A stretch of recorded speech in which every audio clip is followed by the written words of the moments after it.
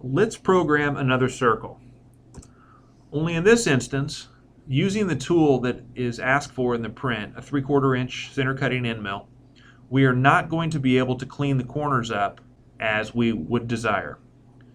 So there are several ways that we can combat this using the Hurco control. However, so far all we've talked about is mill circle. And inserting another mill circle block before our final block that's a little larger is an acceptable way of removing those corners.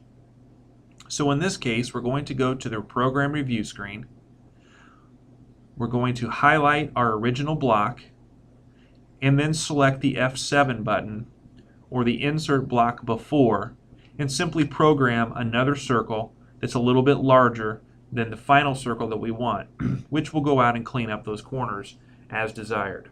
So let's move on to Intro 2, the next print in the packet, and give that a try. Again, you see the bulleted points on the side of the screen that explains how to create the new program, how to set up your stock geometry and so forth, and what the speeds and feeds are to be used for this particular program.